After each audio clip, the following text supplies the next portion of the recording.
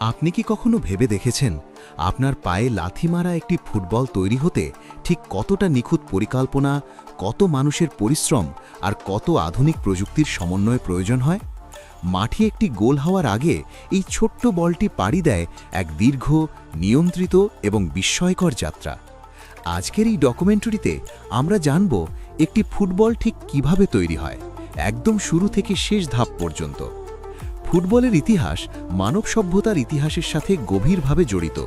প্রাচীনকালে মানুষ খেলাধুলার জন্য পশুর মূত্রথলি, কাপড় কিংবা চামড়া দিয়ে গোলাকার বস্তু বানিয়ে ব্যবহার করত। এসব বলের আকার ও ওজন ছিল অনিয়মিত। সময়ের সাথে সাথে ফুটবল খেলা জনপ্রিয় হতে থাকে এবং ধীরে ধীরে নির্দিষ্ট নিয়ম চালু হয়। 19 শতকে ইউরোপে আধুনিক ফুটবলের যাত্রা শুরু হলে বল তৈরিতেও মান নিয়ন্ত্রণের গুরুত্ব বাড়ে। তখন থেকেই ফুটবলের নির্দিষ্ট আকার, ওজন ও উপাদান নির্ধারিত হতে থাকে। আজকের দিনে ফুটবল তৈরি হয় অত্যাধুনিক ফ্যাক্টরিতে, যেখানে প্রতিটি ধাপ বিজ্ঞান ও প্রযুক্তির মাধ্যমে নিয়ন্ত্রিত। ফুটবল তৈরির সবচেয়ে গুরুত্বপূর্ণ ধাপগুলোর একটি হল সঠিক কাঁচামাল নির্বাচন। আধুনিক ফুটবলে সাধারণত সিনথেটিক লেদার ব্যবহার করা হয়, যা পলিইউরেথিন বা পলিভিনাইল ক্লোরাইড দিয়ে তৈরি। এই উপাদানগুলো দীর্ঘস্থায়ী, পানি নিরোধক এবং সব ধরনের আবহাওয়ায় সমান পারফরমেন্স দিতে সক্ষম। এর পাশাপাশি ব্যবহৃত হয় শক্তিশালী নাইলনের সুতা, বিশেষ ইন্ডাস্ট্রিয়াল আঠা, রং এবং ফুটবলের ভেতরের ব্ল্যাডারের জন্য ল্যাটেক্স বা বুটাইল রাবার। ফ্যাক্টরিতে প্রবেশের আগেই এই কাঁচামালগুলো মান পরীক্ষার মধ্য দিয়ে যায়, যাতে ভবিষ্যতে কোনো ত্রুটি না থাকে। ফুটবলের ভেতরের অংশকে বলা হয় ব্ল্যাডার, যা পুরো বলের কার্যকারিতার মূল ভিত্তি। ব্ল্যাডার সাধারণত ল্যাটেক্স বা বুটাইল রাবার দিয়ে তৈরি হয়।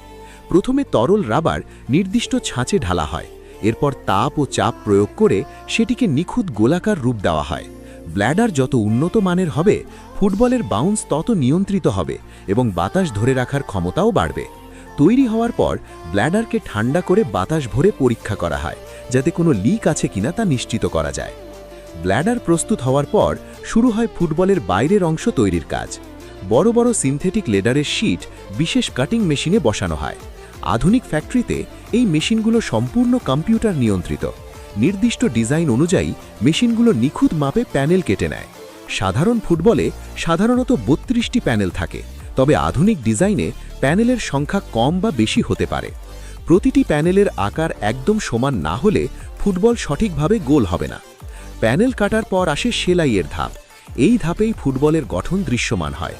কিছু ফুটবল হাতে সেলাই করা হয় এবং কিছু ফুটবল মেশিনের মাধ্যমে সেলাই করা হয়। হাতে সেলাই করা ফুটবল সাধারণত বেশি টেকসই হয়, তাই আন্তর্জাতিক ম্যাচে ব্যবহৃত অনেক ফুটবল এখনও হাতে সেলাই করা হয়। দক্ষ শ্রমিকরা শক্তিশালী নাইলনের সুতা ব্যবহার করে অত্যন্ত নিখুঁতভাবে প্যানেলগুলো ব্ল্যাডারের চারপাশে সেলাই করেন। প্রতিটি সেলাইয়ের দূরত্ব ও টান সমান রাখা হয়। সেলাইয়ের পাশাপাশি আধুনিক ফুটবল তৈরিতে গ্লু প্রযুক্তির ব্যবহার করা হয়। বিশেষ ইন্ডাস্ট্রিয়াল আঠা দিয়ে প্যানেলগুলো একে অপরের সাথে যুক্ত করা হয়। এর ফলে ফুটবলের বাইরের অংশ আরও মসৃণ হয় এবং পানির শোষণ কমে যায়। গ্লু লাগানোর পর ফুটবলকে বিশেষ ফ্রেম বা ছাঁচের মধ্যে বসানো হয়। এই ধাপে ফুটবল ধীরে ধীরে নিখুঁত গোল আকার ধারণ করে। শেপিং শেষ হওয়ার পর ফুটবল প্রবেশ করে হিট মোল্ডিং প্রক্রিয়ায়। এখানে নির্দিষ্ট তাপমাত্রা ও সময় অনুযায়ী বলটিকে গরম করা হয়। এই তাপ প্যানেলগুলোকে আরও শক্তভাবে যুক্ত করে এবং ফুটবলের আকৃতি স্থায়ী করে তোলে। হিট মোল্ডিংয়ের ফলে ফুটবল দীর্ঘদিন ব্যবহারের পরও তার গোলাকৃতি ও ভারসাম্য বজায় রাখতে পারে। ফুটবল তৈরি শেষ হলেও আসল কাজ তখনই শুরু হয়।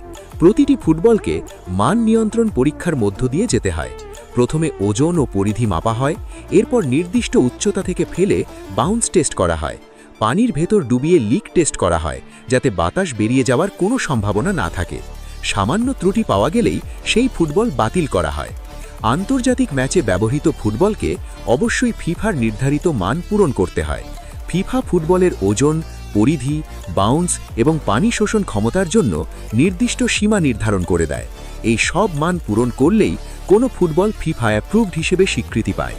এই অনুমোদন পেতে ফ্যাক্টরিকে কঠোর নিয়ম মেনে চলতে হয়। সব পরীক্ষা সফলভাবে সম্পন্ন হওয়ার পর ফুটবলগুলো প্যাকিং সেকশনে পাঠানো হয়। প্রথমে বলের ভেতরের বাতাস কিছুটা বের করে দেওয়া হয়। এরপর প্রতিটি ফুটবল আলাদা করে প্যাকেট করা হয়।